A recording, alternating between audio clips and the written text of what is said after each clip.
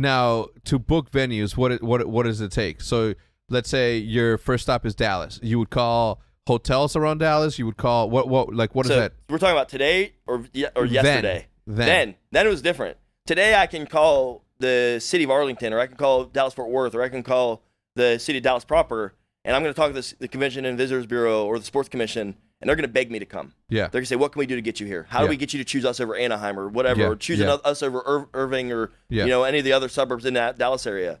Then we had to beg them to take our money. They thought we were a scam. Yeah. No, there's no way this is a real thing. Right. Like, this sounds like gambling. This sounds like a complete and total scam. There's no way this happens. So back in the day, we used to have to beg venues to even let us to come there. It's a completely different landscape now than it was then. But yeah, it was back in the day. It was just trying to figure out the minimal space we needed to be able to stage the competition. Because again, we hadn't evolved yet where it became a spectator experience, where it had a stage and a broadcast. Our stage was literally like a feature station with two projectors set up, one for each team. And we weren't producing high quality broadcasts. We weren't doing any of that stuff. So the venue, us looking for venues was a very simpler process than it is today. Now it's a very complex, involved process to find venues. Yeah. So 12 cities. How did you do that? How were you able to pull that off? Because I can't imagine there being a scenario in which you call Dallas and hey, we're doing this thing. Well, we can't do it. Then I call another hotel. Then I call another hotel and another hotel. Finally, you get that one. The time frame, right? Because they had already announced it. And what if the first event was following weekend? And you know what I'm saying? At least the further ones down the line were the ones that you could get because you can book way in advance. Did you have to put money down or Yeah, I mean, I think Dallas or Houston. I think it was Dallas. Dallas, they announced, obviously, they were hey, it's whatever it was, March 12th, Dallas, that weekend. And so I had to go find a venue in Dallas on the exact weekend, which kills your flexibility, negotiating power. It's hard. Yeah. You don't do that shit. It's stupid. Yeah. But these morons, my loving brothers, did this. Yeah. Because they were super ambitious. They were going out doing something no one had ever done before. Yeah, And they didn't realize how hard it was. Yeah. But as an example, some of the stuff we had to jam in, we couldn't find a venue in Dallas. And Mike or Sundance or this guy, Eric Semmelhack, used to work with them on the sales side. One of them, through a relationship, said, hey, Dennis Rodman's old club in Dallas said we can use that. It's closed down. He just closed it. And they said you can host your event there because we couldn't find a venue. Great. Cool. We had no other options. Mm-hmm. So we show up at this venue. This is an example to answer your question of how hard this was. And it was a condemned venue. It closed down for a variety of reasons. We should not have been in there. So the first day we're in there sweeping literally black dust off the floor. It was and set up this thing in this multi-level club that hadn't been open in a year to try to set up a Halo tournament. Yeah. Electricity? I mean, we were plugging into the walls, trying to find outlets that work. Yeah, but water still ran and the electric was still turned on. Yeah. But I mean, it hadn't been operational in a while. We shouldn't have been running anything in there, let alone a tournament. So how did it work back then with the licensing from the publishers?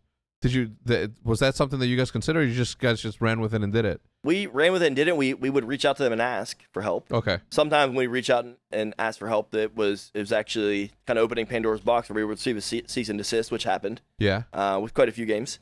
But the publishers didn't know what it was. They didn't. First off, their exposure to their game was the campaign side, and then this multiplayer thing that was becoming a thing. Yeah. Can you imagine back in the day, Halo was so revolutionary, GoldenEye, obviously. Yeah. But that wasn't a thing. That wasn't a common feature. No. So, and then all of a sudden, hey, this rose has grown through the cracks. This community has evolved around something that you never thought. You just put this in there, and this thing has come to life. Yeah. And they had no idea how to deal with it, right? Yeah. So, a lot of times they ignored us. And then later, obviously, as it became more of a thing they couldn't ignore, then down the years, the conversation changed. Some good and some bad ways. Yeah.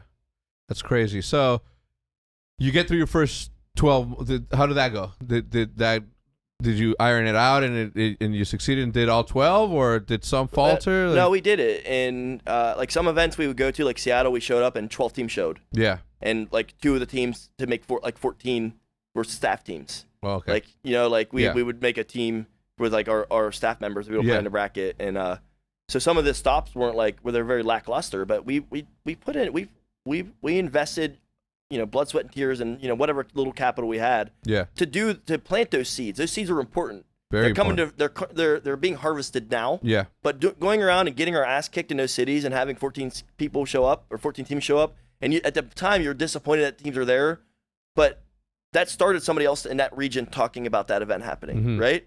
And now when an event happens, Anaheim used to be our weakest event. I don't know if you know that, but 2005 Anaheim? was our weakest event. 2005 it was a pockmark on the schedule. We would get our ass kicked in LA. Now look what has happened. Because it's too expensive and not a lot of teams show up? West Coast was always seen as the weak coast versus the East Coast. The East Coast and Midwest was like the places of power for esports. Yeah. And then now you look at Anaheim, and it sells itself. Yeah. I mean, it's like LA and that area is just now an absolute powerhouse for this. But that was all in the backs of, I don't want to say just us. It wasn't just us. There's a variety of people, the early adopters. We put in that work, but yeah, we pulled it off, and I'm glad we did. But some of those stops they weren't Philadelphia again, where we had almost 100 teams. Some of them were rough. Yeah. And would teams typically like fly around? Because at that point, there was no orgs, right? It was just like teams. It's like just 4 dudes that got together and created a team. It was more like the kids would make up a team name, and they would show up and they'd fund themselves there. 2005, we introduced the pro rankings and stipends. No, that was 2006. But there wasn't resources being given for logistics either from the tournament operator or there wasn't a team thing either. So really, the kids were there as a passion project. Like that's why you look at Ugra 2's wiki and a lot of those like wins that he has. Yes, the competition funnel was much smaller. It got much bigger later, and he still won. Yeah. But that was a passion project for those kids to take their aspirational thing, their dream, the thing that they competed in. They weren't getting flown there. They were flying themselves there. They were getting themselves from the airport to the venue. They were paying for all their food, and that journey that these early competitors had was just as arduous as the tournament operators had. I bet. So that's why I think teams were such a natural evolution, because you needed to have these businesses that could partner with the TO to really enable these dreams to happen for these kids and make a real business out of it. Yeah. Because it didn't exist. Like, people take for granted what they see now. People take for granted the ability to go to any tournament that they want, because there's one almost every single week for a particular esport. At the time, I didn't even know, like back then, let's call it 2008, or I don't even know what year it really came to mind that it could be a thing. But I would watch Street Fighter tournaments because there's a video game tournament. And at that time, I'm like, oh, it's a video game tournament. That's dope. People are competing in video game tournaments. So I would see this thing, and I'll see the crowd go wild, and I'm like, that's fucking insane. That's like a basketball game, a high school basketball game or something. Like it's. Yeah. I mean, that's crazy. And I would just watch it because it was video games, and it was like weird to me. And then obviously, like you fast forward, and then it becomes a thing. But the amount of stuff because. Let's say the first tournament that I ever went to was in 2010 for Call of Duty. How long have you guys been running Call of Duty tournaments up until 2010? I'll probably get this wrong. I'm sure there's like an official date, but I want to say close to 10 years we ran Call of Duty. Like no, so by the time 2010 came around, which was my first event, at that point you guys had already had a pro circuit happening, right? How long was that for? Like which game? Did you guys have tournaments for anything besides Modern Warfare? Are you talking about Call of Duty specifically? Specifically. I know Call of Duty was tough to run because of LAN and stuff. LAN, and there was just a lot, like there was sort of like that kind of whether they want to dip a toe in or not with Activision, and I know that where we really kind of went big was when PlayStation. We were obviously with Halo, we were super Xbox heavy, and then PlayStation started to make a play to be involved in esports. And one of their big plays was being involved with Call of Duty. Yeah. So a lot of the kind of Call of Duty kind of getting its main stage moment at MLG. Happened with kind of that PlayStation entry into things. But yeah, I mean, off the top of my head, I don't remember like that how long before you entered, but it was close to my lifespan of Call of Duty's like 10-ish years running it. Jesus. So let's fast forward a little bit in your timeline, and 2011 happens. When was Black Ops 1? 2011, right? I'm so bad at that. Yeah, so am I. Anyway, Black Ops 1. We should tell time, by the way, for this conversation based on what event. On what event it was? Are you talking about our bonding at the Dallas event? Yes. Yeah. Okay. Yeah. The Dallas event session.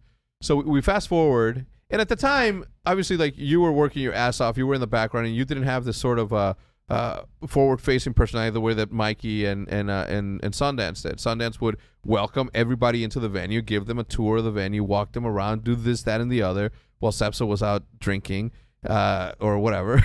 Just like that's the way things work. Not wrong. And shit was getting done, right? I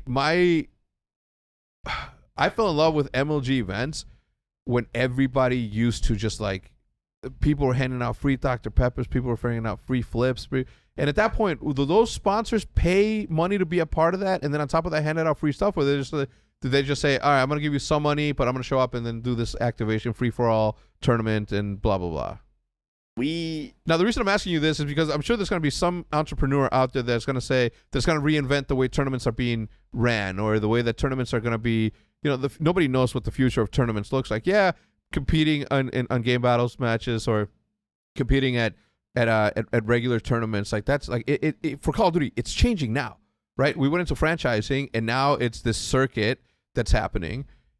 And then there's this like this amateur circuit that's happening that sort of mimics what MLG was, but for a specific city. Like there's gonna be a rectification of what that should look like. You know what I'm saying? Like people will come up with someone's gonna have an idea and say, you know what, that doesn't look right.